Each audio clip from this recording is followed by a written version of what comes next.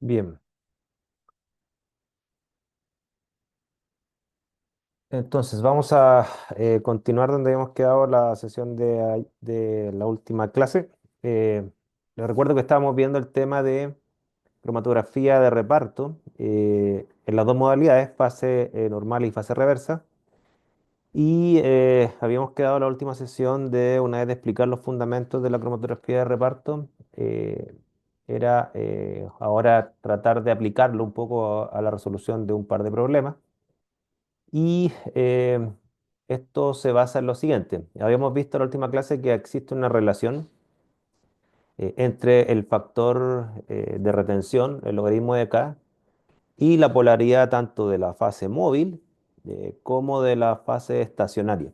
Habíamos visto este gráfico, por ejemplo, donde como nosotros al variar la cadena hidrocarbonada de la fase estacionaria, nos generaba, esto en el eje X, ¿no es cierto?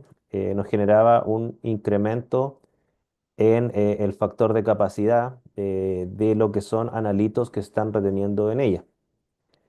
Em, y también habíamos visto, y aquí me lo voy a saltar un poco, perdón, esto que está acá, que esa misma relación en cromatografía de reparto en fase reversa se ve en el sentido inverso, que el logaritmo del factor de capacidad o factor de retención disminuye logarítmicamente de forma lineal en la medida en que cambia la polaridad, en este caso baja la polaridad de la fase móvil. Aquí en el eje X tenemos el porcentaje de metanol de una fase móvil que es una mezcla metanol-agua.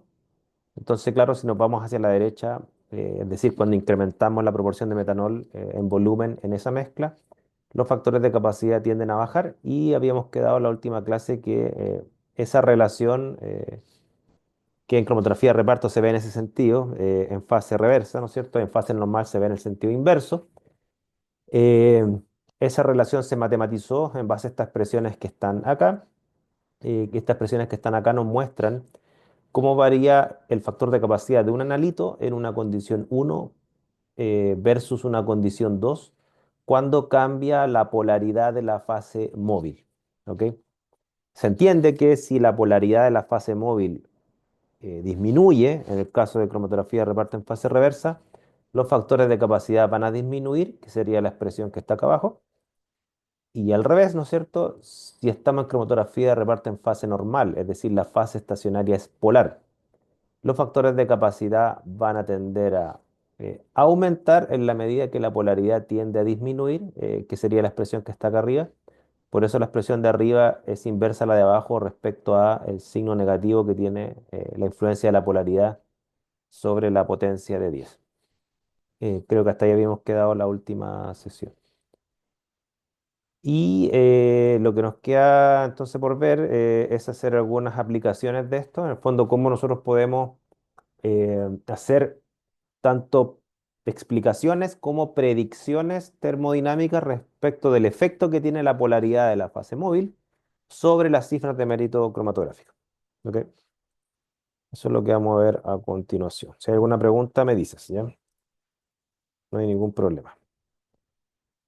Y eh, voy a tomar como ejemplo, voy a avanzar un poquito, de ahí me devuelvo estos tiempos que me estoy saltando. Voy a tomar como ejemplo este cromatograma para aplicar lo que hemos visto hasta ahora, es decir, para aplicar todo lo que tiene que ver la influencia de la polaridad de la fase móvil, por lo tanto es una variable termodinámica, sobre las cifras de mérito respectivas.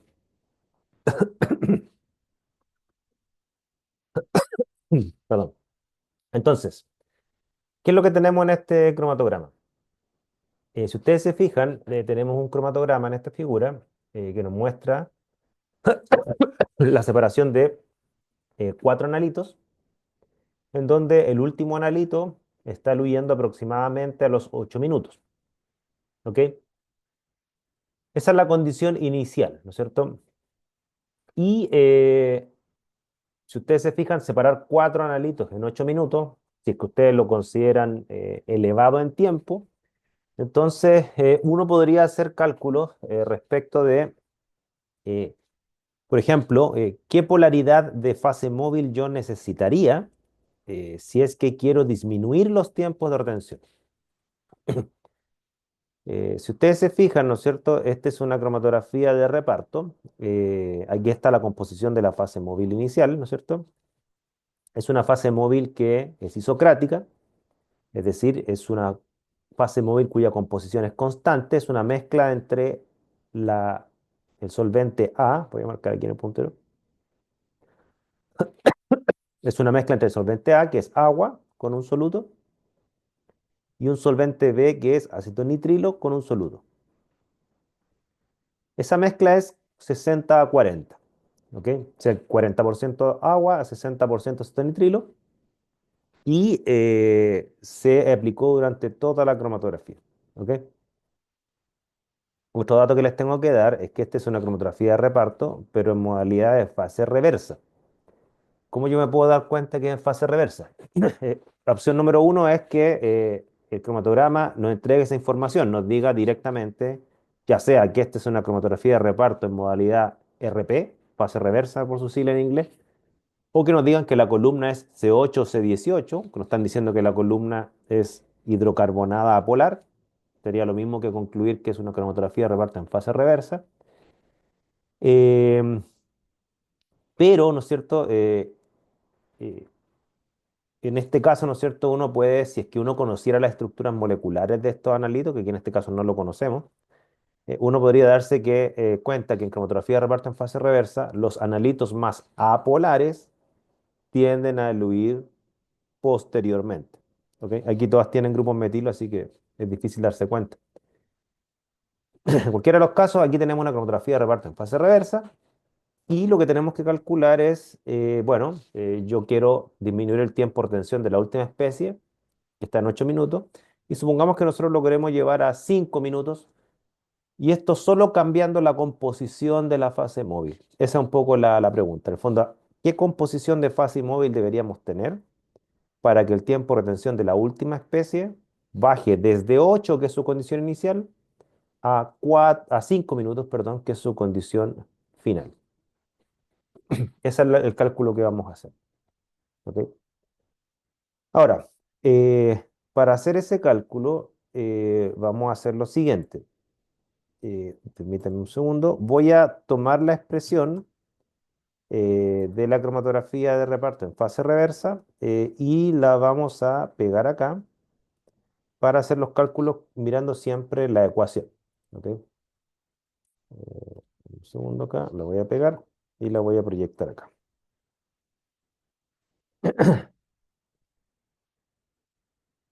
Acá. Entonces,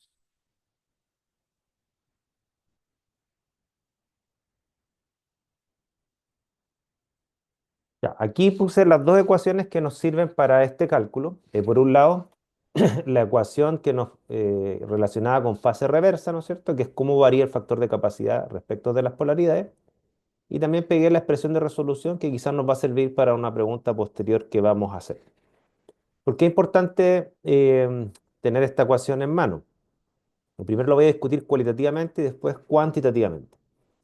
Porque podemos ver acá, y voy a rayar acá en rojo, que nosotros, ¿qué es lo que tenemos? Tenemos el tiempo inicial, que son 8 minutos, y tenemos el tiempo final, que es el que queremos, que es 5 minutos. Por lo tanto, si yo tengo el tiempo inicial, yo necesariamente tengo el factor de capacidad en la condición inicial. Ese lo podemos calcular. O sea, esto no se da directamente, pero sí lo podemos calcular porque con el tiempo de retención yo puedo calcular el factor de capacidad inicial. El factor de capacidad final es el que quiero lograr, por lo tanto esto también lo puedo calcular. Si yo tengo un tiempo de retención que yo quiero que son 5 minutos, como vimos en clase, conociendo el tiempo muerto, yo podría calcular cuánto debería valer el factor de capacidad 2. ¿Ok? El tercer dato que tenemos es la polaridad de la condición inicial. El cromatograma inicial que se nos entrega, ¿no es cierto?, es una mezcla de agua, acetonitrilo. Por lo tanto, yo podría calcular cuánto vale este factor de polaridad o la polaridad de esa mezcla inicial. Y por lo tanto, de esta ecuación lo que yo despejo es esto, es cuánto debería valer la polaridad en la condición final para obtener el tiempo de retención que yo quiero.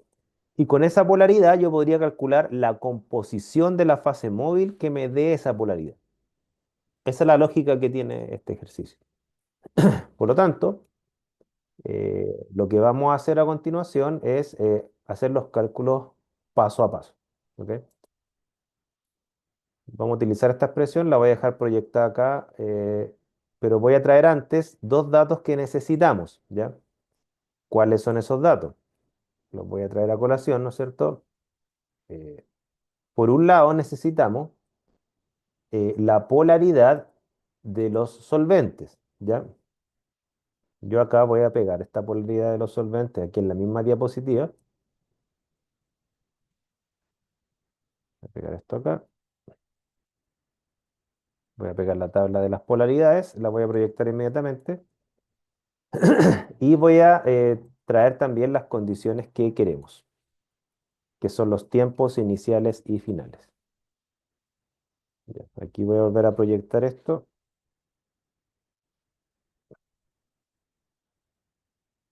Entonces, aquí está toda la información que necesitamos para hacer el cálculo. Entonces, si ustedes se fijan, y aquí voy a hacerlo a mano, y disculpa que lo voy a hacer con el puntero del mouse, así que me va a quedar un poco tiritón, ¿no es cierto? Lo que vamos a hacer en primer lugar, vamos a calcular cuánto vale el factor de capacidad, tanto el inicial, ¿ok? Como el final. ¿Estamos? Esos dos los vamos a calcular. Recordemos que el factor de capacidad, lo voy a poner acá y después lo voy a borrar. Recordemos que el factor de capacidad acá, aquí era igual al tiempo de retención, ¿ok? Menos el tiempo muerto dividido por el tiempo muerto. Ese es el factor de capacidad. Con eso lo calculamos. Por lo tanto, nosotros podríamos calcular el factor de capacidad tanto en la condición inicial, que sería cuando el tiempo de retención vale 8 minutos, ¿ok? Como también en la condición final, que es la que queremos, que es cuando el tiempo de retención de la última especie valdría 5 minutos. Sin embargo, nos falta cuánto vale el tiempo muerto, ¿ok? Ahora, aquí el tiempo muerto yo lo di, 1 minuto, pero ¿de dónde salió ese, ese minuto? Esto salió de la siguiente diapo, miren, se los voy a mostrar acá. Se me pasó acá la diapo. Aquí. Disculpe las rayas. ¿De dónde salió este tiempo muerto? Este tiempo muerto salió del cromatograma. Nosotros vimos en clase que existían tres formas de saber cuánto vale el tiempo muerto. Opción número uno, que yo inyecto una especie que no se retiene en la columna, pero que genere señal en el detector. Opción número dos, por experiencia, ¿no es cierto? Que muchas veces la primera perturbación que sale en un cromatograma, que sería este, corresponde en general al tiempo muerto porque lo que ustedes están viendo ahí es el solvente de los estándares o de la muestra. O sea, la muestra o los estándares vienen en un solvente que no es la misma composición que la fase móvil y ese solvente que es mayoritario genera a veces una perturbación, una señal. Este se llama el frente del solvente. Este sería entonces el tiempo muerto, el frente del solvente, la primera perturbación que genera. Y a eso le endosamos un tiempo muerto de aproximadamente 1 minuto, tomando esta escala de 0 a 5, ¿cierto? Hay 1, 2, 3, perdón, 3, 4 y 5. Por lo tanto, le vamos a asociar un tiempo de aproximadamente 1 minuto al tiempo muerto y con eso vamos a hacer los cálculos. ¿Ok? Entonces, vamos a continuar entonces con los cálculos que estamos haciendo, entendiendo que ya tenemos todos los parámetros para calcular el factor de capacidad. ¿Cuánto valdría el factor de capacidad en la condición inicial? Es decir, voy a marcar acá, ¿cuánto valdría K siempre de la especie 4? ¿Ok? Recuerden que la pregunta es respecto de la última especie que eluye, pero en la condición inicial 1. En la condición inicial 1, ¿no es cierto? Serían los 8 minutos, eso es lo que tenemos inicialmente, ¿no es cierto? 8 minutos, menos el tiempo muerto, 1 minuto, partido por el tiempo muerto, 1 minuto. Si ustedes se fijan, el factor de capacidad en la condición inicial de la última especie, la especie 4, eso daría 7. 8 menos 1 es 7, dividido en 1 es 7. Eso da el factor de capacidad en la condición inicial, es decir, este K que está acá en la expresión, este K valdría 7. ¿Ok?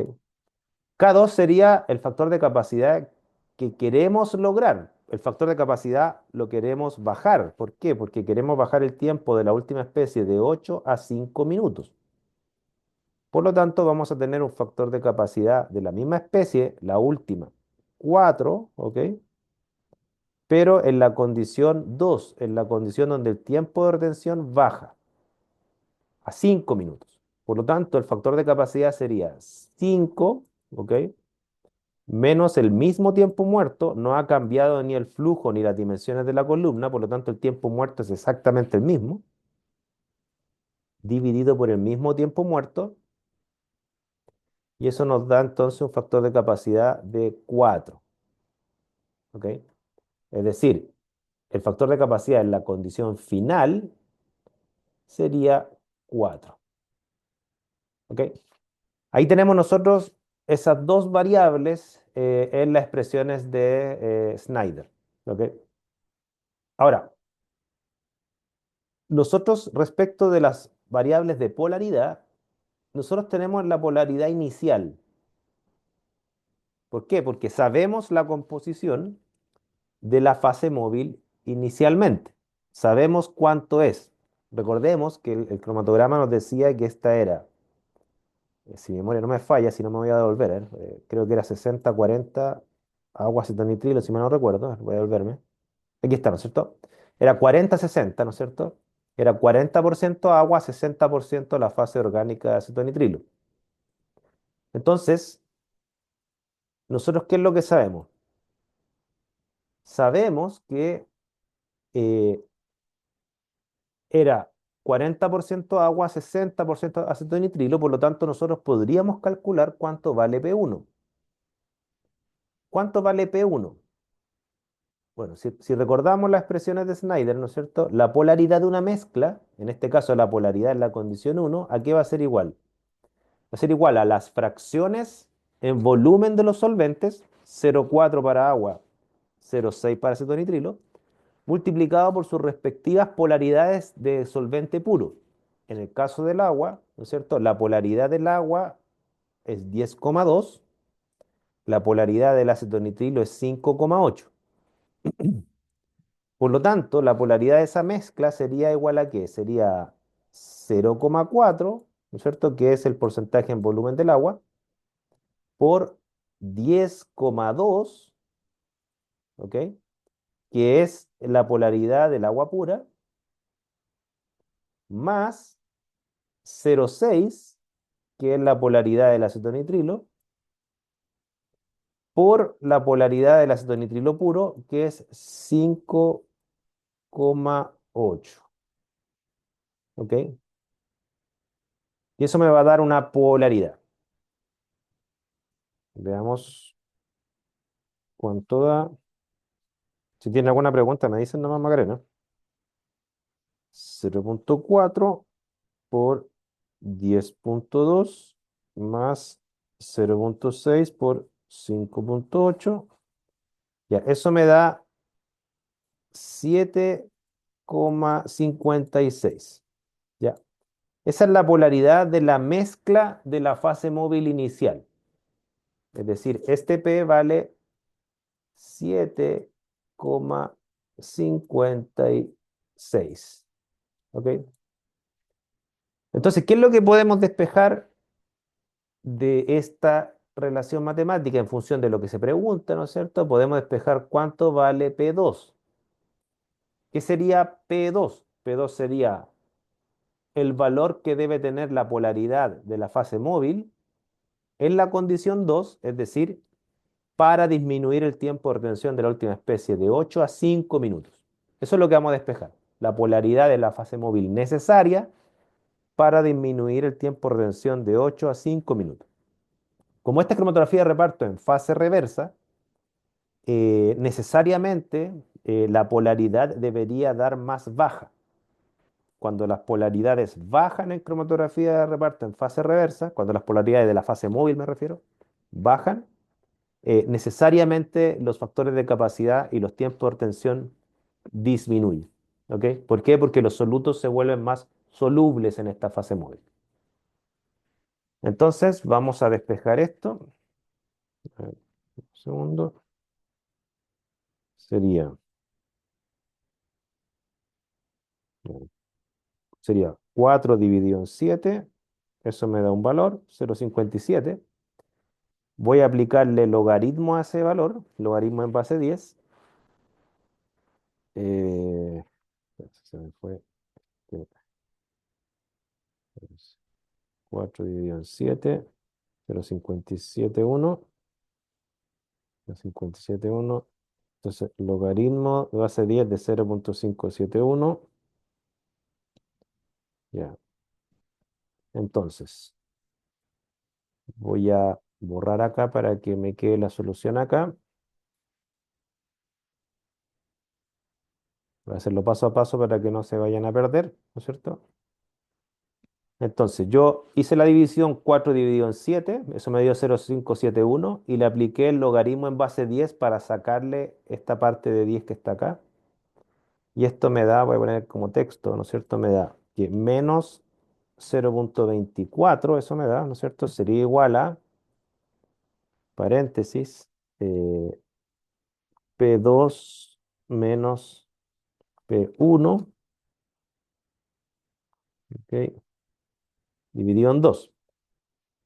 Ahora, nosotros sabemos cuánto vale P1, vale 7,56, así que voy a ponerle inmediatamente acá 7,56. Así me queda al sacarle la potencia de base 10 a esa ecuación. Por lo tanto, voy a tomar el 0,24, lo voy a multiplicar por 2 y voy a pasar sumando el 7,56 porque está restando, y ahí despejo P2. O sea, con esta expresión matemática, P2 me da 7,07. Lo cual tiene lógica. ¿Por qué? Porque necesariamente en cromatografía de reparto en fase reversa, para yo disminuir los tiempos de retención, por ejemplo, de 8 a 5 en este caso, la polaridad de la fase móvil debe bajar. Y en efecto, la polaridad inicial era 7,56 y el resultado me dice que para yo disminuir los tiempos de retención de 8 a 5 de la última especie, la nueva polaridad de la fase móvil debe ser 7,07, o sea, tiene que ser más baja. Ahí entonces eso tiene sentido. ¿Ok? Ahora, el problema no termina aquí porque lo que nosotros tenemos que calcular es qué composición debe tener la fase móvil para poder lograr esa polaridad. ¿Ok? Entonces, sabemos que tenemos una mezcla de agua con acetonitrilo, que inicialmente era 40-60. Necesariamente, para lograr una polaridad más baja, habría que incrementar el acetonitrilo, porque es el solvente menos polar. Ahora, ¿cómo yo despejo cuánto acetonitrilo debería darme? Bueno, aquí la solución es un sistema de ecuaciones. ¿Ya? ¿Por qué un sistema de ecuaciones? Porque nosotros sabemos que, voy a ponerlo acá el número, dado que tenemos la polaridad final 7,07, entonces nosotros, ¿qué podemos decir? Podemos decir que 7,07, vamos a hacer un sistema de ecuaciones, ¿a qué sería igual? Sería igual a el porcentaje de agua por su polaridad, 10,2, esa es la polaridad del agua pura, más un porcentaje de acetonitrilo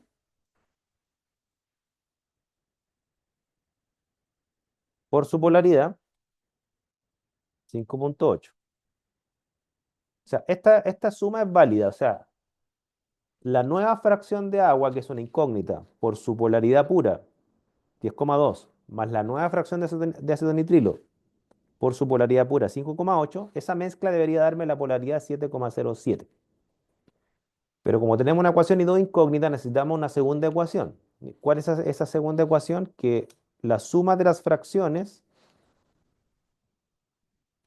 la suma de las, cuando pongo porcentaje es fracción porcentual, ¿ok?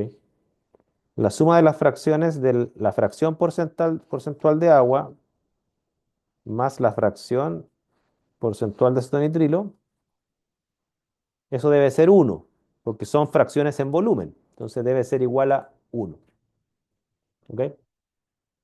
Entonces, ¿qué es lo que hacemos ahora, no es cierto? Ahora despejamos el sistema de ecuaciones para despejar cuánto vale la fracción del agua y cuánto vale la fracción del acetonitrilo, ¿ok? Aquí voy a hacerlo aquí en esta calculadora del celular. Si me dan un segundo. Ya.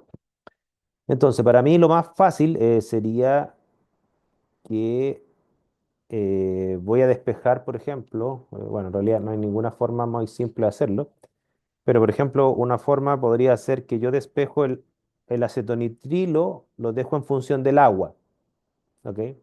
Entonces, uno, ¿qué es lo que podría poner acá? Lo voy a hacer paso a paso para que no se pierda, ¿no es cierto? Uno podría poner acá que el porcentaje, la fracción porcentual de acetonitrilo, ¿a qué sería igual?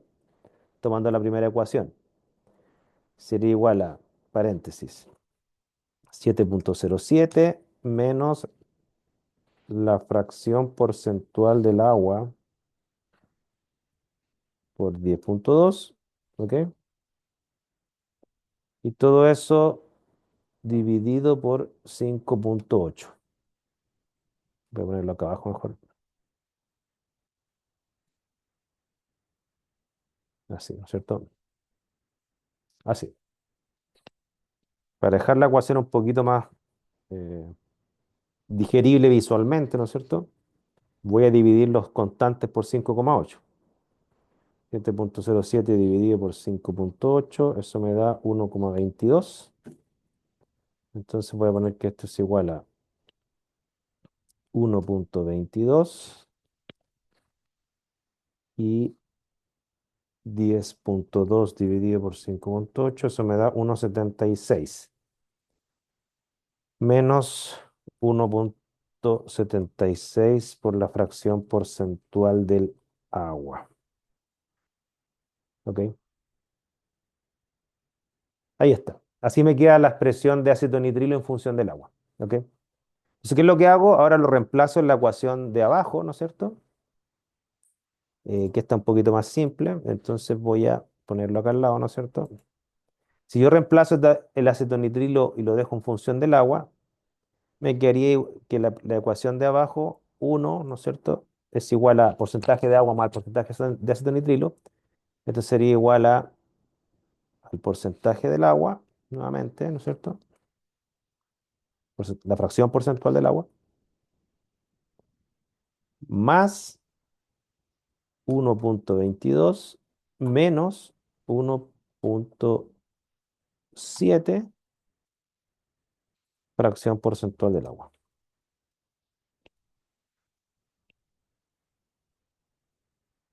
¿Ok? Entonces, claro, ahora yo podría despejar cuánto vale la fracción porcentual del agua. Eh, Voy a borrar la ecuación que está. Ah, no, lo voy a hacer acá abajito. A ver. Quiero hacerlo lo menos desordenado posible. Esto voy a tirarlo para acá. Voy a tirarlo para acá. Para que no moleste. Entonces voy a tomar la ecuación que ya está prácticamente listo y voy a despejar cuánto vale la fracción porcentual del agua.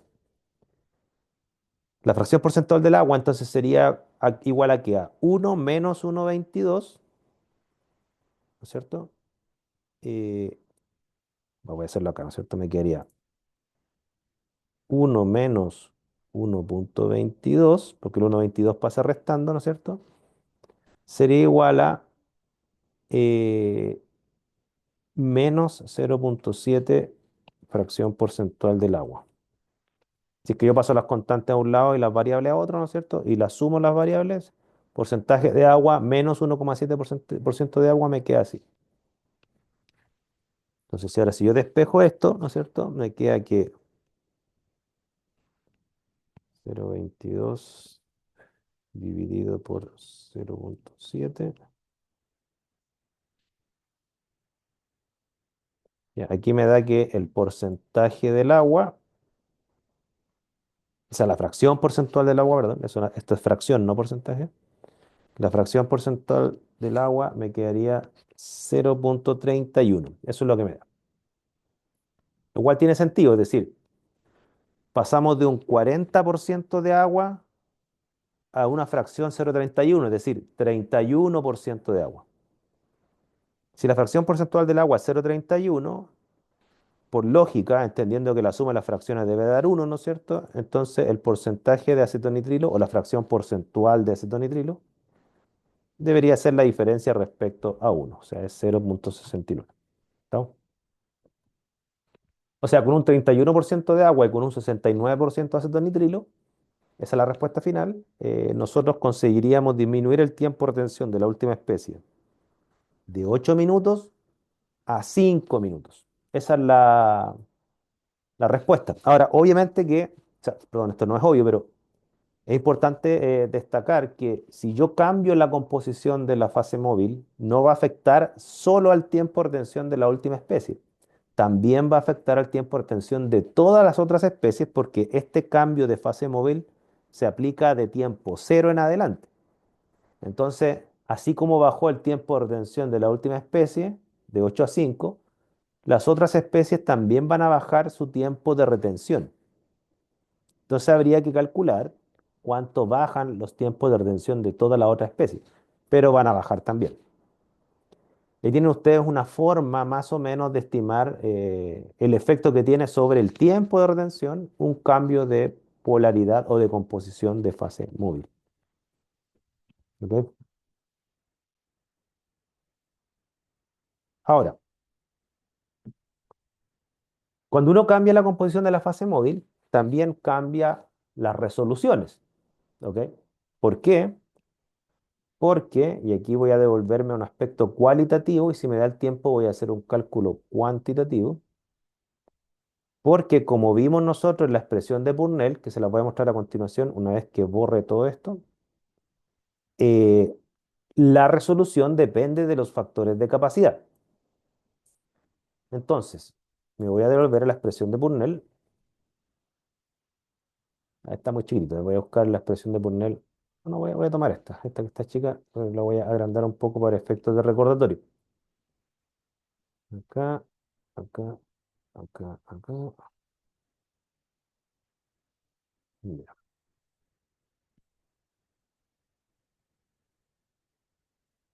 Mm, ya.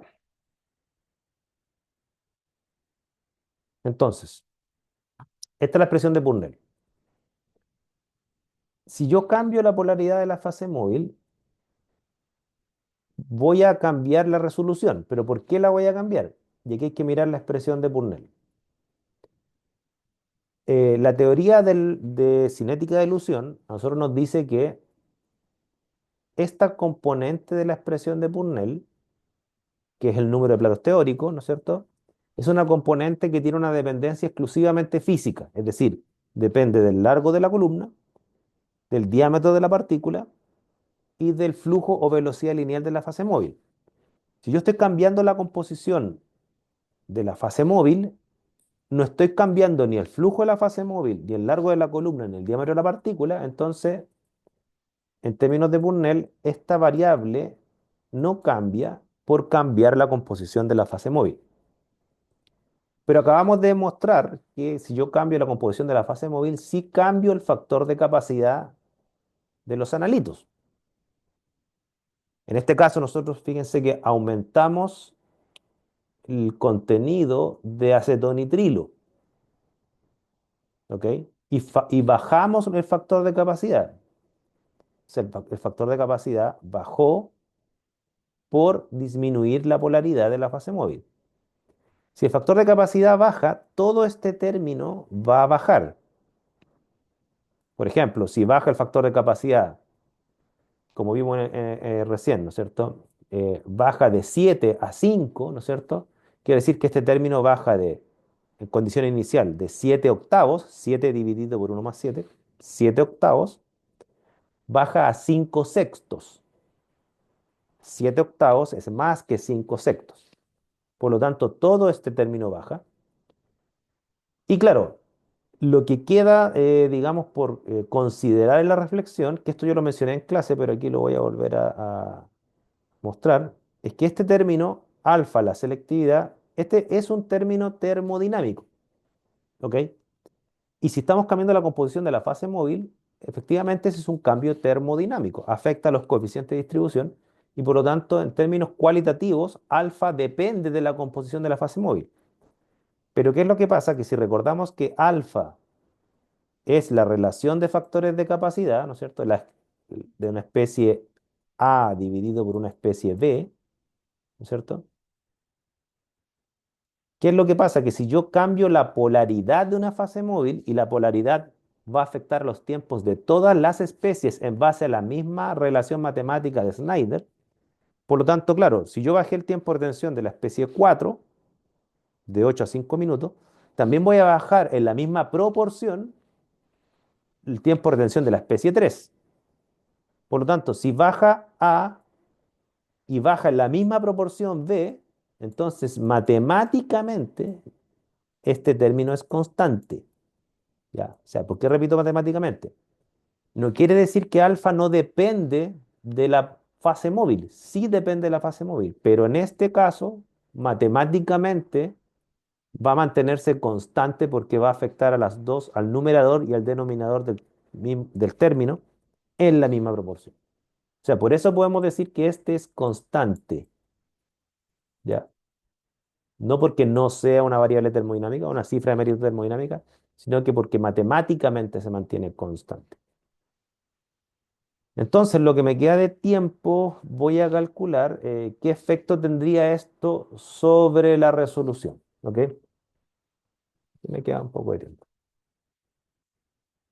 Entonces, ¿cómo yo puedo calcular el efecto que tiene el cambio de polaridad que acabamos de aplicar sobre la resolución?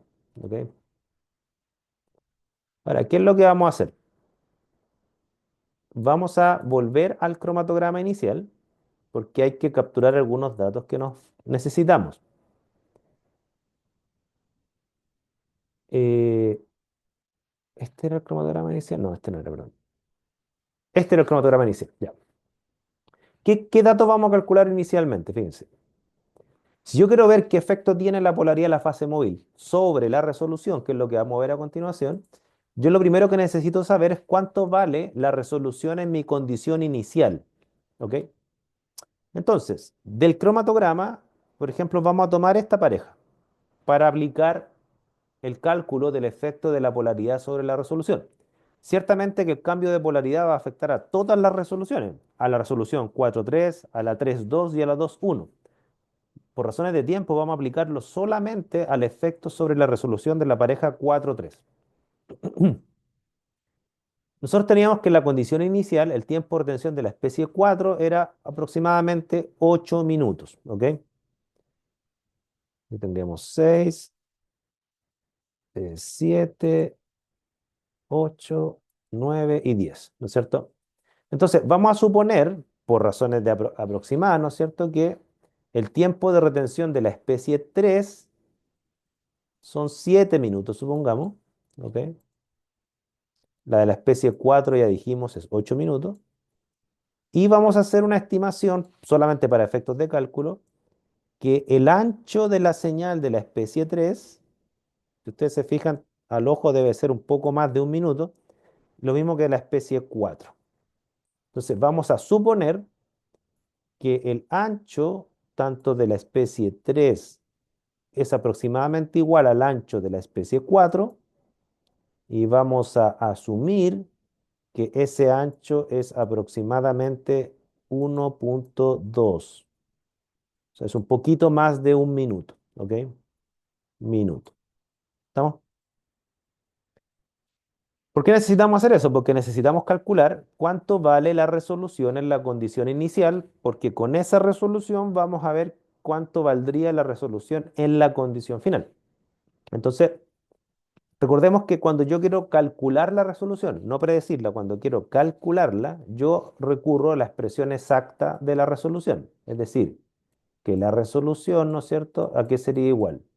En este caso, a dos veces la diferencia del tiempo de retención de la especie 4 menos el tiempo de retención de la especie 3, perdón la letra que estoy escribiendo con el mouse, partido por la suma de los anchos de la especie 3 más el ancho de la especie 4.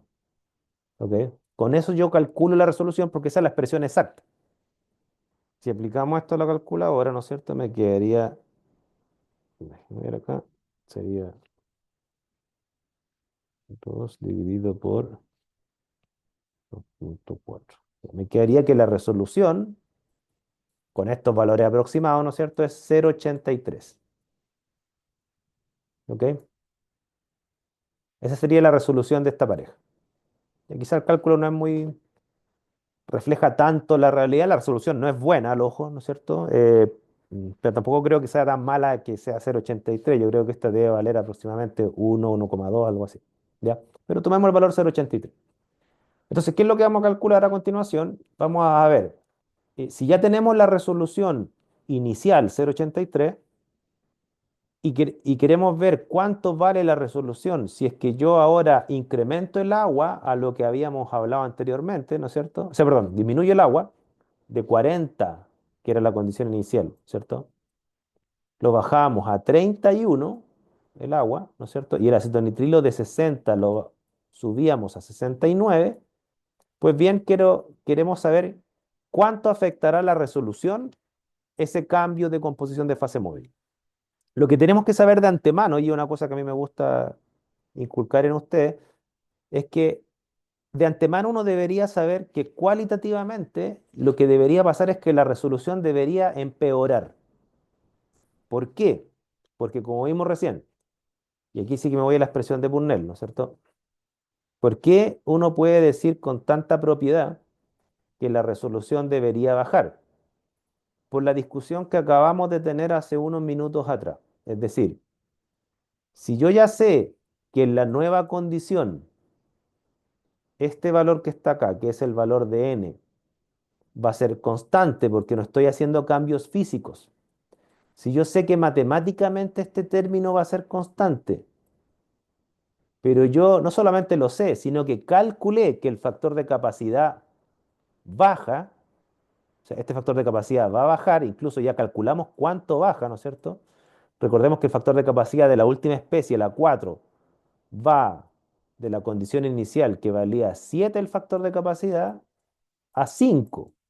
¿Ok? Necesariamente la nueva resolución debería bajar. ¿Ok? Ahora, ¿cómo yo calculo cuánto baja? O sea, cuantitativamente. Yo ya sé que debería dar menos de 0,83, pero ¿cómo yo sé cuánto baja? Bueno, aquí el cálculo, desde mi punto de vista, se vuelve relativamente simple. ¿Por qué? Porque yo, ¿qué es lo que hago? Hago una regla de tres, si es que se puede hacer así o se puede hacer de una forma más sofisticada, pero hago una regla de tres entendiendo que la resolución en la condición uno, que sabemos que vale 0,83, ¿no es cierto?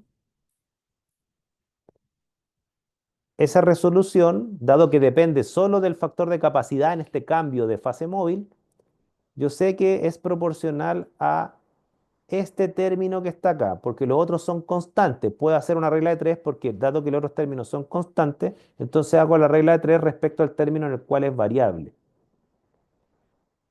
Esta resolución aquí es igual a k partido por uno más k en la condición inicial. ¿Cuánto valía el k de la especie 4 en la condición inicial? Sabíamos que valía 7. Por lo tanto, esta resolución es proporcional a 7 octavos, k partido por uno más k. ¿Ok? La resolución en la condición final, 2, ¿ok? Esa es nuestra incógnita. Yo no sé cuánto vale en la condición final, pero sí sé que esa resolución sería con un nuevo factor de capacidad de la especie 4. Recordemos que estamos haciendo el cálculo respecto de la resolución de la pareja 3-4 y la expresión de Purnell se refiere al factor de capacidad de la segunda especie de la pareja, en este caso de la especie 4. Como yo sé que el factor de capacidad en la condición 2 bajaba a 5, entonces, bueno, esto es proporcional a 5 sextos. ¿Ok? Entonces ahí la regla de 3 está hecha. Voy a hacerlo acá, ¿no es cierto? Sería 5 dividido en 6 por 0,83. Eso me da esto, ¿no es cierto? Dividido en 7 octavos, o sea, por 8 dividido en 7. Ya, aquí me da que la nueva resolución, que recordemos que tenía que dar menor que 0,83, la resolución en esta segunda condición me da 0,79, que es lo que tenía que dar. Recordemos que estamos hablando que la nueva resolución de la pareja 3-4 en la nueva condición de fase móvil, que era 31% de agua, 69% de acetonitrilo, bajó los tiempos de retención. En el caso de la especie 4 lo bajó de 8 a 5 minutos y además empeoró la resolución de 0,83 a 0,79. Esa sería la respuesta de los efectos. Esta es una pregunta predictiva. ¿Cuánto deberían dar el tiempo y la resolución, ¿no es cierto? Aquí estarían los efectos de cambiar la composición de la fase móvil. ¿Ok? No sé si hay alguna consulta.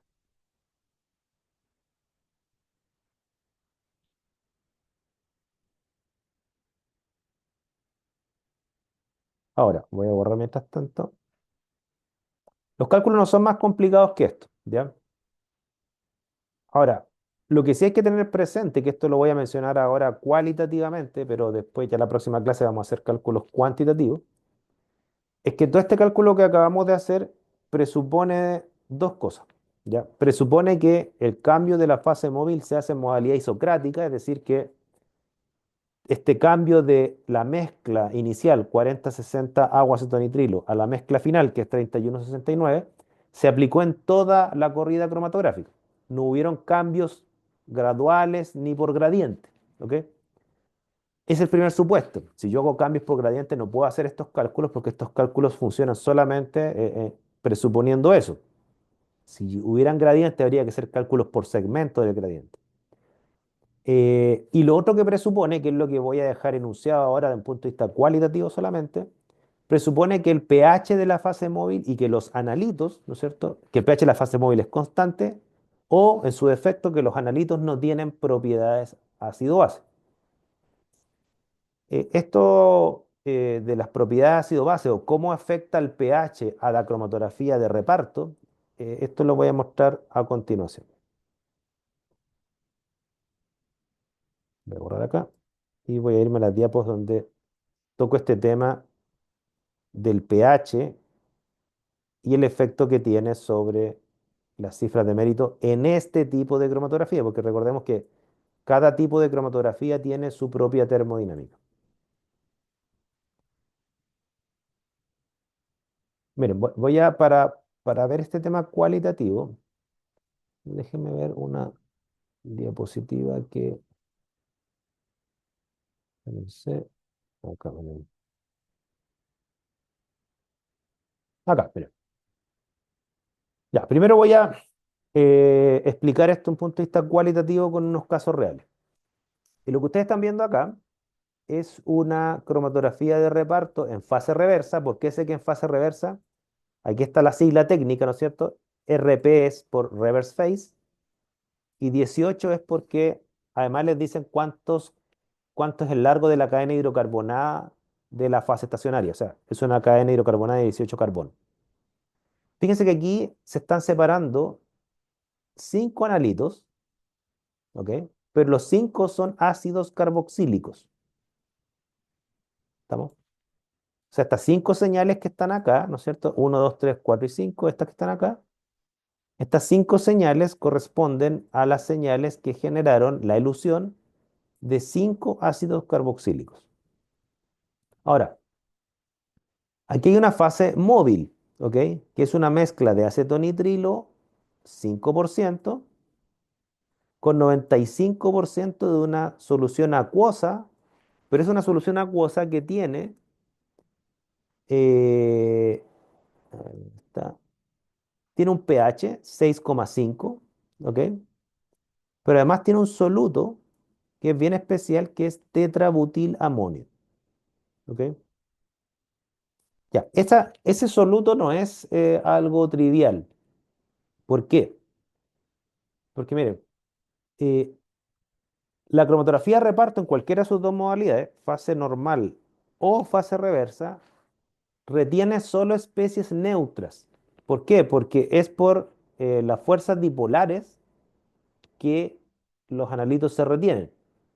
Si los analitos se ionizaran, por ejemplo, si los ácidos perdieran su protón por disociación ácido-base, estos cinco ácidos quedarían, y de hecho quedan, aniones.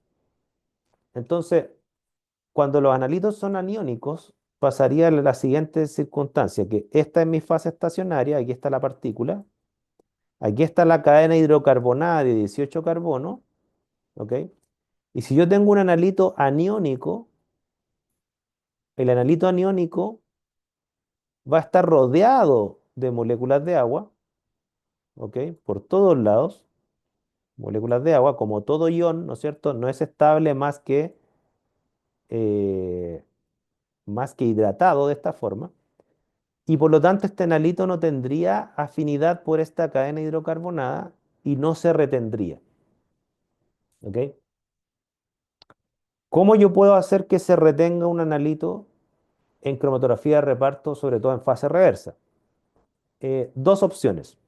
Opción número uno es que yo utilice un pH suficientemente ácido para que esta reacción de esta disociación entre el ácido carboxílico, ¿no es cierto?, que debería estar neutro, para que esta disociación no ocurra mayoritariamente. ¿Ok? Entonces, ¿qué es lo que hago? Bueno, opción número uno, utilizo un pH muy bajo para que la concentración del ion hidronio sea alta y se desplace el equilibrio hacia la izquierda. Aquí en este caso, en este ejemplo, no utilizaron esa opción, pusieron un pH 6,5. Los pKa de la mayoría de los ácidos carboxílicos oscila entre 4 y 6. Este es un pH más alto que la mayoría de los pKa, si no todos los pKa de estos ácidos. Por lo tanto, no se la jugaron por esa opción.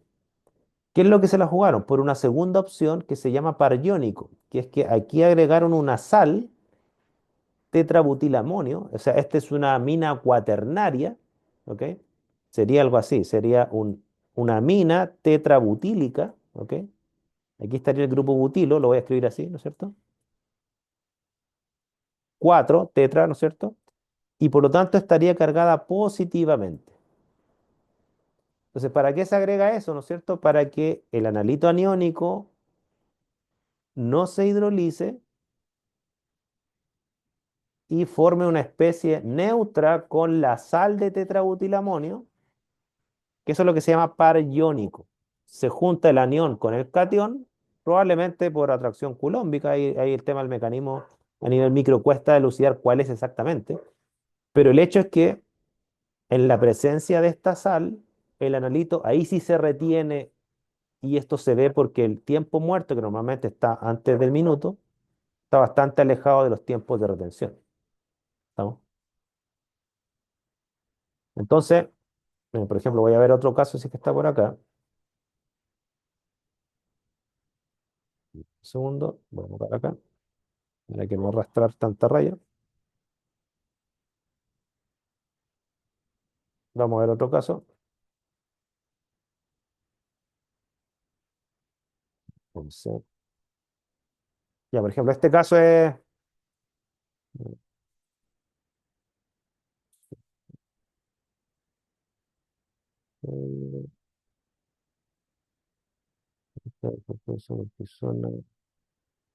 Pero se me perdió lo que estaba buscando, deme un segundo. Ya, este es un caso inverso. Te refleja lo mismo que yo estaba mencionando anteriormente. Si ustedes se fijan, este cromatograma, que está acá, lo voy a marcar en rojo, los seis analitos, los seis analitos que están acá, son aminas, ¿ok? Los seis analitos son aminas.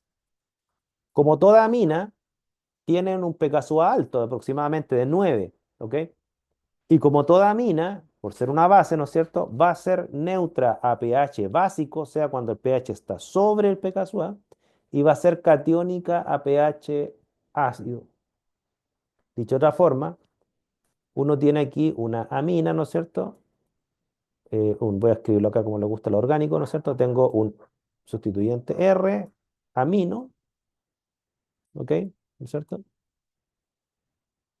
Y esta es la especie que sería neutra, ¿ok? Pero podría pasar lo siguiente, que la amina podría estar como catión si es que se protona, ¿ok?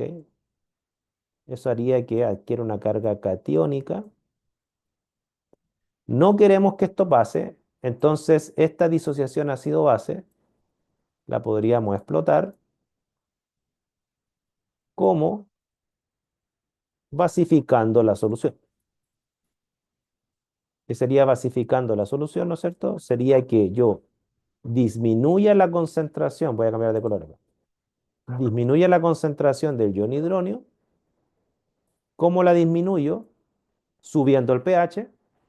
Y si ustedes se fijan acá, el pH de la fase móvil que se ocupó acá es 10,5, es decir, es un pH muy alto, precisamente para bajar la concentración del ion hidronio, desplazar el equilibrio, entonces, perdón, hacia la derecha, de forma que predomine la especie neutra.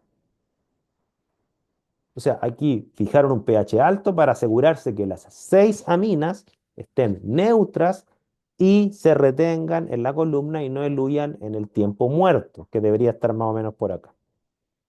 ¿Ya? Eso es muy importante.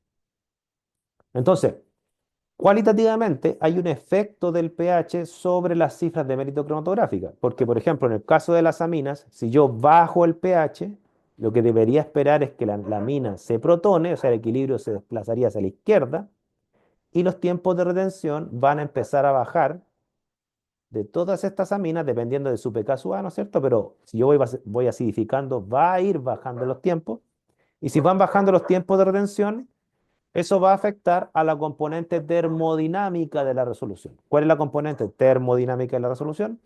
Van a bajar los factores de capacidad, ciertamente, y aquí sí que van a bajar también la selectividad alfa, ¿ya?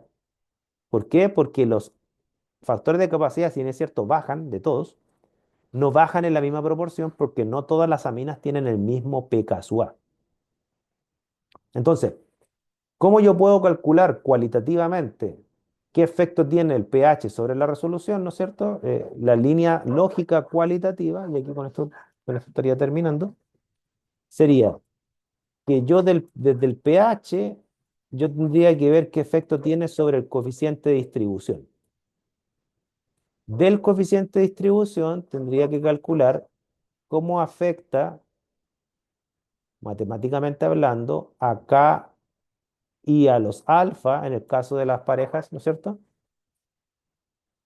Y de estas dos debería recalcular qué efecto tienen sobre la resolución. Esa es la línea lógica cualitativa que hay que seguir, bajo el entendido, y esto lo voy a decir con harto cuidado, que n, por ser una variable física cinética, se mantendría constante por un cambio de pH.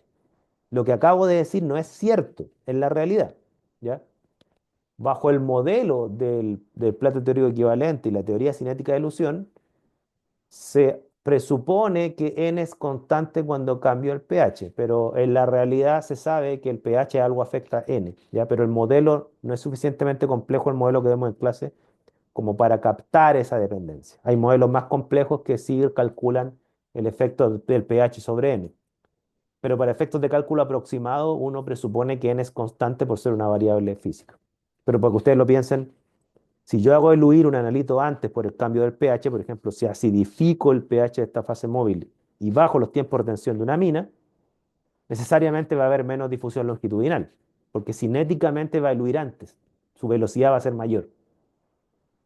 Entonces, claro, debería de haber un efecto, pero para este modelo, igual que el modelo ideal, ¿no es cierto?, que uno hace algunas aproximaciones, se presupone que N no cambia significativamente. ¿Ok? Eso lo vamos a ver en la próxima clase, en un cálculo del efecto del pH sobre cifras de mérito en este tipo de cromatografía. Eso. Entonces lo vamos a dejar por aquí hasta ahora. Y la próxima clase vemos cálculos de pH sobre tiempos y cifras de mérito, particularmente la resolución. Quedamos hasta aquí entonces. Nos vemos entonces en la próxima clase. Y recuerden el correo que les mandé que la prueba de la segunda evaluación de la cátedra va a ser el día martes y miércoles, como estaba acordado inicialmente, si es que la huelga estudiantil se baja. Si no se baja la huelga estudiantil, yo haría una sola evaluación el día miércoles en modalidad sincrónico-asincrónico. ¿Ok? Nos vemos. Que estén bien. Chao, chao.